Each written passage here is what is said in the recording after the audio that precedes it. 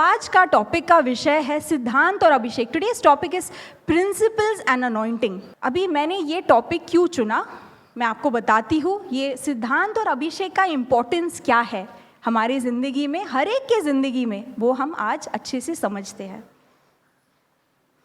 हमारा मार्ग जो है वो हमारे मंजिल को तय करता है। हमारे मार्ग जो है वो हमारे मंजिल को तय करता है। हमारा मार्ग जो है उससे ये तय होता है कि हम कहाँ पे पहुँचने वाले हैं। ओके, हमारा क्या, जोर से बोलो, हमारा ये तय करता है कि हमारा मंजिल कहाँ पे है। ओके, अभी सबका मंजिल अलग अलग होगा यहाँ पे। Okay, everybody has a different destination that they want to reach. Maybe your destination is, शायद आपका ये मंजिल होगा कि मुझे एक बहुत बड़ा डायरेक्टर बनना है। समझो कि आपका मंजिल ये होगा कि मुझे एक बहुत बड़ा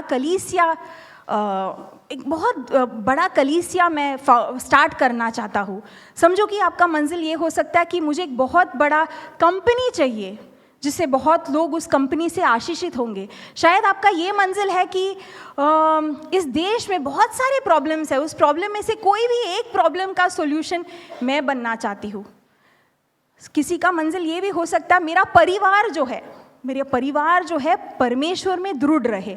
जो भी आपका मंजिल है, ओके, वो आपका मार्ग ही आपको वहाँ तक पहुँचा सकता है। हमारे मार्ग में दो चीज़ें बहुत ज़रूरी है अगर हमें हमारा मंजिल तक पहुंचना है। पहला है सिद्धांत। अभी परमेश्वर का सिद्धांत हमें कहाँ मिलेगा? परमेश्वर के वचन से मिलेगा। ओके, अभी परमेश्वर के वचन में परमेश्वर का सिद्धांत का मतलब क्या है? What does it mean? The principles of God, what does it mean? अभी परमेश्वर के वचन में जो आज्ञा है कि हमें हमारा ज़िंदगी कैसे जीना है, वो परमेश्वर के वचन में लिखा है। परमेश्वर के निर्देश जो है, ओके, अगर आप बाइबल पढ़ोगे तो ये शब्द आप देखोगे, निर्देश, आज्ञा, सिद्धांत, ये सब परमेश्वर के वचन में लिखा है, जिससे हमें पता चलता है कि हमारा ज़िंदगी हमें कैसे जीना है। अभी हम एक वचन खोलेंगे, टाइटस 2:1।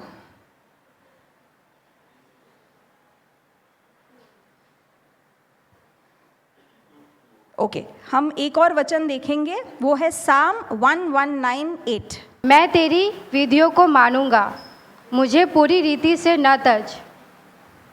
ओके, यहाँ पे लिखा है कि मैं तेरे विधियों को मानूंगा। ओके, जैसे मैंने कहा था कि बाइबल में अलग अलग शब्द का उपयोग किया जाता है, विधियों, सिद्धांत, निर्देश, आज्ञा। ओके, ये सब जो है बाइबल में बार बार कहा जाता है कि हमें इन चीज़ों को हमारे ज़िंदगी में रखना है और इस हिसाब से हमें हमारा ज़िंदगी जीना है। अभी बहुत सारे हैं बाइबल में, लेकिन मैं आपको कुछ उदाहरण देती हूँ। एक है कि उदाहरण चोरी करना। ओके, चोरी करना परमेश्वर के वचन में लिखा है कि हमें चोरी नहीं करना चाहिए। दूसरा उदाहरण में मैं आपको देती हूँ, हमें घमंडी नहीं होना है। ओके, परमेश्वर के वचन में लिखा है हमें घमंडी नहीं होना है। गपशप करना। ओके, लोग सोचते कि गपशप करना मतलब हम बहुत दिनों के बाद दोस्त मिले हैं, हम थोड़ा एक दूसरे के साथ गपशप करेंगे, लेकिन परमेश्वर के वचन के अनुसार हम गपशप नहीं कर सकते हैं। ओके, तो परमेश्वर के वचन के अनुसार हम ये चीज़ें नहीं कर सकते हैं। व्यभिचार करना परमेश्वर के वचन में लिखा है कि हम नहीं कर सकते हैं। इनफैक्ट यीशु मसीह ने कहा है कि अगर आप किसी को गलत नजर से देखते हो तो वो भी व्यभिचार है। ओके, ये कुछ उदाहरण है। अभी कुछ चीजें जो परमेश्वर ने कहा है कि हमें करना है, एक है कि हमें लोगों को माफ करना है। ओके, दूसरा है कि हमें नम्र बनना है। तीसरा है कि हमें हमेशा सच बोलना है, हम झूठ नहीं बोल सकते हैं। तो वैसे जैसे मैंने कहा है, परमेश्वर के वचन में बहुत सारी चीज़ें लिखी है जो हमें करना है और नहीं करना है, लेकिन सबसे इम्पॉर्टेंट चीज़ परमेश्वर के वचन में क्या लिखा है। अभी आपको एक स्टोरी पता होगा कि एक फैरिसी आया था। चलो हम वो स्टोरी निकालते हैं, मैथ्यू 22:35-40। और उनमें से एक व्यवस्थापक ने परखने के लिए उससे पूछा, हे गुरु, व्यवस्था में कौन सी आज्ञा बड़ी है? उसने उससे व्यवस्था कहा, में कौन सा आज्ञा सबसे बड़ी है? ओके, जैसे मैंने आपको कुछ उदाहरण दिया था, परमेश्वर के वचन में बहुत सारे आज्ञा है, लेकिन एक आदमी, एक फरीसी आके परमेश्वर से पूछ रहा है, यीशु मसीह से पूछ रहा है कि सबसे इंपॉर्टेंट आज्ञा कौन सा है? फिर परमेश्वर का, यीशु मसीह का जवाब क्या था? उसने उससे कहा, तू परमेश्वर अपने प्रभु से अपने सारे मन और अपने सारे प्राण और अपनी सारी बुद्धि के साथ प्रेम रख।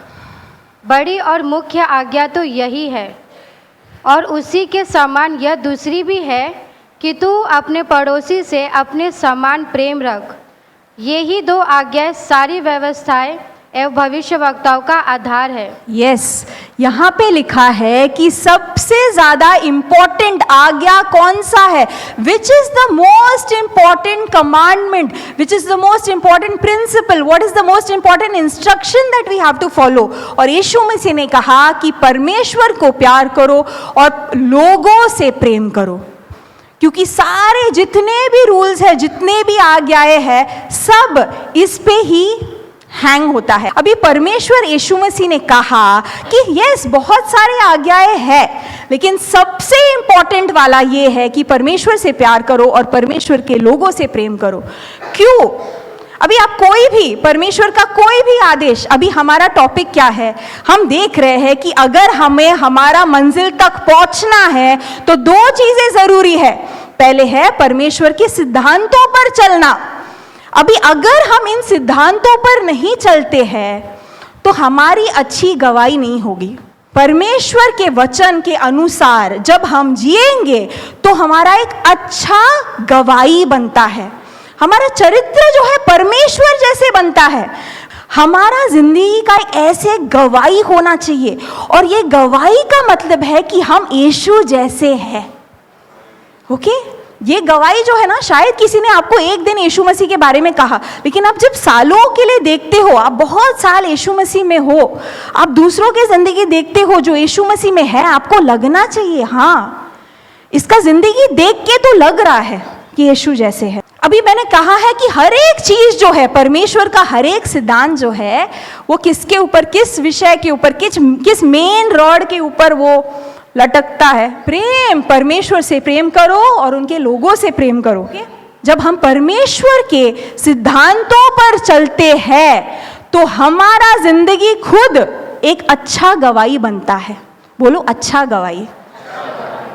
परमेश्वर चाहता है कि हम सब अच्छा गवाही बने, ये परमेश्वर। ओके, अभी मैंने बोला था कि मंजिल तक पहुंचना है तो हमारा मार्ग अच्छा होना चाहिए, कि अगर हम परमेश्वर के सिद्धांतों पे हमारा जिंदगी नहीं जी रहे हैं तो ये खराब रोड के जैसे है। हर एक खड्डे में गिरना, हर एक खड्डे पे स्लो हो जाना, क्योंकि परमेश्वर के सिद्धांतों के साथ परमेश्वर का आशीष है। आप मत सोचो कि मैं कुछ भी कर सकता हूं क्योंकि मैं अभी विश्वास में हूं, वैसे नहीं है। इन दोनों चीज के साथ एक कनेक्शन है। परमेश्वर के सिद्धांतों पे चलने से एक आशीष है। ओके, अभी हम दूसरा भाग पे चलेंगे और वो है अभिषेक। परमेश्वर का अभिषेक का मतलब क्या है? What does anointing mean? परमेश्वर का अभिषेक का मतलब क्या है? इसका मतलब ये है परमेश्वर का सामर्थ जो हमारे अंदर और हमारे द्वारा काम करता है, हमारे अंदर और हमारे द्वारा। ओके, अभी क्या है कि ये एक अलौकिक ताकत है। ओके, ये अलौकिक ताकत और सामर्थ है जो हमारे अंदर है और हमारे द्वारा परमेश्वर यूज करता है दूसरों को आशीष बनने के लिए। अभी ये इस चीज का भी 3 लेवल्स होते हैं। ओके, हम पहला देखेंगे हमारे अंदर, हम देखेंगे एजिकियल 36:27। मैं अपना आत्मा तुम्हारे भीतर देकर ऐसा करूँगा कि तुम मेरी विधियों पर चलोगे और मेरे नियमों को मानकर उनके अनुसार करोगे। यस, तो परमेश्वर क्या कह रहा है कि हम उनके विधियों में कैसे चलेंगे? क्योंकि परमेश्वर का आत्मा हमारे अंदर है। अब अभी कुछ चीजें हैं जो हम बहुत आसानी से कर पाते हैं, अभी कुछ चीजें हमारे लिए करना आसान है, हमें पता है। मैं बहुत झूठ बोलती थी, अभी ये परमेश्वर के सिद्धांत के खिलाफ है, अभी मैं झूठ नहीं बोलूंगी। समझो कि मैं बहुत गपशप करती थी, अभी मैं नहीं करूंगी, परमेश्वर के सिद्धांत और विधियों के खिलाफ है। ओके, कुछ चीजें हैं जो हम बहुत आसानी से कर पाते हैं, हम निर्णय लेंगे अभी नहीं, अभी मेरा पहचान मसीह है, अभी मैं ये नहीं कर सकती। लेकिन कुछ चीजें हैं जिससे हम स्ट्रगल करते हैं कि मैं ट्राई कर रही हूं इसे बाहर आने के लिए, एक आदत बन गया है। कुछ चीजें हैं जिससे हम कुछ ऐसे गलत सोच हो सकते हैं, एंजाइटी, डिप्रेशन, कुछ आदतें हो सकते हैं, नशा, कुछ भी हो सकता है। मतलब कुछ लोग होते हैं जो अपनी ताकत से उससे बाहर नहीं आ सकते हैं, लेकिन उनके लिए बहुत क्लियरली परमेश्वर ने कहा है कि आप कोई टेंशन मत लो कि मैं हूं आपके लिए, क्योंकि मैं अपना आत्मा तुम्हारे भीतर देकर ऐसा करूंगा। He puts his spirit within us। अभी आपने देखा होगा कि आपके अंदर ही, ओके, मैंने मेरे जिंदगी में देखा है, आपने आपके जिंदगी में देखा होगा कि जैसे आप मसीह में आए, किसी ने शायद आपको बोला भी नहीं होगा कि ये करना ठीक नहीं है, लेकिन आपके अंदर ही अभी वो करने में कोई इंटरेस्ट नहीं है, वो अपने आप वो गया। कैसे गया? क्योंकि अभी आपका मुलाकात हुआ है परमेश्वर के साथ, आपने मसीह को स्वीकारा है, अभी परमेश्वर का आत्मा आपके अंदर है। अभी वो चीजें जो है, जो आप बहुत सालों से स्ट्रगल कर रहे थे, अभी आप उससे स्ट्रगल नहीं करते हो। ओके, तो पहला, परमेश्वर का अभिषेक जो है, क्योंकि वो अभिषेक ने उस व्यक्ति को बदल दिया है। पहला है कि परमेश्वर के अभिषेक से हम बदलते हैं। We change by the anointing and the spirit of God that lives in us. We can not be the same anymore. The anointing changes us. Second, through us the anointing is used to change the life of others। हमारे द्वारा वो अभिषेक जो है दूसरों का जिंदगी बदलता है। चलो हम देखते हैं Acts 1:8। परंतु जब पवित्र आत्मा तुम पर आएगा तब तुम सामर्थ्य पाओगे और यरूशलेम और सारी यहूदिया और सामरिया में और पृथ्वी की छोर तक मेरे गवाह होगे। यस, इट सेज जब परमेश्वर का आत्मा आएगा तब आप सामर्थ पाओगे, आप एक गवाही बनोगे। ओके, तो आपका गवाही सिर्फ इतना नहीं होगा कि आप बहुत अच्छे व्यक्ति हो। आपको पता है कि बहुत नास्तिक जो है वो भी कहते हैं कि यीशु मसीह बहुत अच्छा था, वो भी कहते हैं, वो नहीं कह रहे कि यीशु मसीह अच्छे नहीं थे।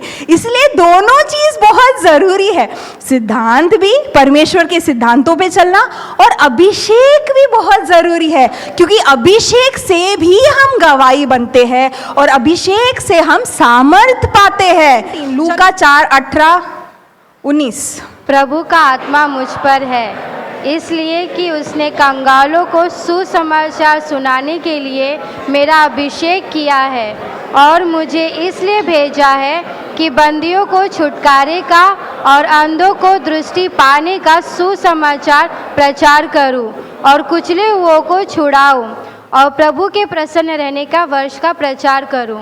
आपको दबाव में जीने की जरूरत नहीं है। फिर अभिषेक का क्या फायदा? आप सिर्फ अच्छे रहो, सिर्फ सिद्धांत नहीं, सिद्धांत और अभिषेक जो आपके अंदर काम करता है और आपके द्वारा लोग जो है उनको भी उसका आशीष मिलता है। एक और उदाहरण मैं आपको दे रही हूँ, यहाँ पे लिखा है ना अंधों के बारे में, अंधों को क्या मिलेगा? दृष्टि मिलेगा। लेकिन कुछ लोग ना ऐसी सिचुएशन में होते हैं जहाँ पे उनको लग रहा है कि मैं जो कर रही हूँ वो ठीक हूँ, सबको दिख रहा है ये क्या कर रही है। अभी क्या है, आपको समझना है, अभी आपके जिंदगी में यहाँ पे जो भी लिखा है आपके जिंदगी में हुआ होगा, इसलिए आप यहाँ पे बैठे हो।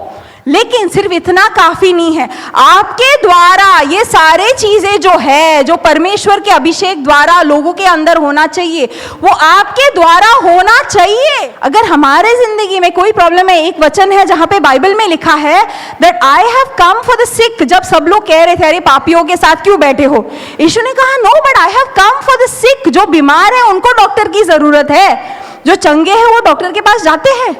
नहीं जाते हैं।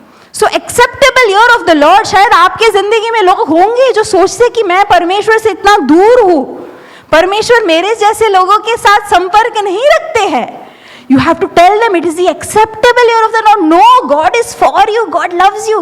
God has come for people like you. Now the third part. We are coming to the last part. अभी पहले हमने कहा कि परमेश्वर का अभिषेक से पहले कौन बदलता है? हम बदलते हैं. दूसरा, परमेश्वर के अभिषेक के द्वारा आपके आजू बाजू में जो लोग हैं, आपके दोस्त, रिश्तेदार क्या है, उनका जिंदगी आपके द्वारा बदलना चाहिए या नहीं बदलना चाहिए? बदलना चाहिए. अभी तीसरा जो है, आप बदल गए, आपके दोस्त बदल गए. अभी क्या है कि परमेश्वर के वचन में लिखा है, जब हम छोटे छोटे चीजों के साथ विश्वास योग्य है तो परमेश्वर हमें बड़ी जिम्मेदारियां देते हैं. कैसे लिखा है परमेश्वर के वचन में? अभी हम परमेश्वर के सिद्धांतों पर चल रहे हैं, परमेश्वर के अभिषेक द्वारा हम बदल गए हैं, हमारे दोस्त बदल गए हैं. अभी परमेश्वर चाहता है कि हमारा द्वारा जो है, ये समाज, ये देश, आपका बिजनेस, हर एक चीज और बड़ा प्लान जो परमेश्वर ने आपके लिए रखा है, जो आपका मंजिल है, the destination that you wanted to reach, whatever it was. I want to become 1000, I want a big company, I want to be a CA, whatever it is. I want to change the country, I want to change the city. जो भी आपका मंजिल था, परमेश्वर आपका उपयोग करेगा उसमें बदलाव लाने के लिए. ओके, चलो हम कुछ उदाहरण देखते हैं. पंडिता रमाबाई नाम सुना है सब लोग ने? ओके, पंडिता रमाबाई जो है वो, उसके द्वारा बहुत सारे लोग जो है, जो विधवा स्त्रियाँ थी, जो लड़कियां थी जिन्होंने घर से निकाला गया, पंडिता रमाबाई, परमेश्वर ने उसको उपयोग किया ये सारे लोगों को परमेश्वर में लाने के लिए. ओके, अभी देखो, क्योंकि वो परमेश्वर के सिद्धांतों पे चल रही थी, परमेश्वर अभिषेक उसके अंदर था, वो इतिहास में एक फेमस औरत हो गई है. इतिहास में सिर्फ ऐसे नहीं कि मैं जानती हूँ और आप जानते हो, अरे इंडिया में बहुत, वो एक ऐतिहासिक औरत बनी है क्योंकि she was used by God for his purposes. अभी बहुत सारे लोग हैं जो परमेश्वर को नहीं जानते लेकिन फिर भी बहुत अच्छा काम करते हैं. लेकिन समझो, इमेजिन करो, कल्पना करो, अगर आप परमेश्वर को जानते हो तो उससे भी और बड़ा कितना काम आप कर सकते. आपका मंजिल क्या है? क्या ये है कि मेरा बिजनेस सबसे बड़ा बिजनेस होना चाहिए, अच्छा बिजनेस होना चाहिए? क्या आपका ये मंजिल है? अगर आपके बिजनेस में आप परमेश्वर के सिद्धांत द्वारा आपका बिजनेस चलाते हो, अगर परमेश्वर अभिषेक द्वारा आप वहां पे काम कर रहे हो, क्यों आपका बिजनेस आगे क्यों नहीं जाएगा? यही आपका मार्ग है जिससे आप वो मंजिल पहुंच सकते. अगर आपको एक बड़ा कलीसिया चलाना है, अगर आप परमेश्वर के सिद्धांतों पे नहीं चलोगे तो लोग कहेंगे क्या, कैसा व्यक्ति है ये, तो कैसे आप 1000 गुना बढ़ोगे? नहीं बन सकते. परमेश्वर का सिद्धांत और परमेश्वर का अभिषेक जो भी आपके मन में है, और अगर यहाँ पे है जिसके अंदर कोई मंजिल है ही नहीं, तो वो एक दूसरा प्रॉब्लम है, वो तो हम अलग बात करेंगे. सबके अंदर कुछ ना कुछ होना चाहिए. मैं कहाँ तक पहुँचना चाहता हूँ, मैं कहाँ तक पहुँचना चाहती हूँ, ये दो चीज के बिना आपका मंजिल बहुत साधारण है तो ठीक है, हो जाएगा, बिना अभिषेक, बिना सिद्धांत शायद हो जाएगा. लेकिन अगर आपका मंजिल इतना बड़ा है जो सिर्फ परमेश्वर कर सकता है, तो वहां तक पहुंचने के लिए आपके अंदर परमेश्वर का अभिषेक जरूरी है. लेकिन परमेश्वर का अभिषेक आपके साथ है तो आप वहां तक पहुंच सकते हो. आपको दोनों चीजों की जरूरी है. एक जिंदगी बिना सिद्धांत का लोग कहेंगे ही नहीं, इसका जिंदगी ठीक नहीं है. बिना अभिषेक का लोग कहेंगे बहुत अच्छा व्यक्ति है, लेकिन ठीक है, हमारे जैसे ही, मतलब जैसे हम बहुत परेशानी से गुजरते हैं वो भी गुजरता है, जैसे हमें बहुत मुश्किल होता है हमारा मंजिल तक पहुंचने के लिए उसको भी होता है, कुछ फर्क नहीं. दोनों चीज होना जरूरी.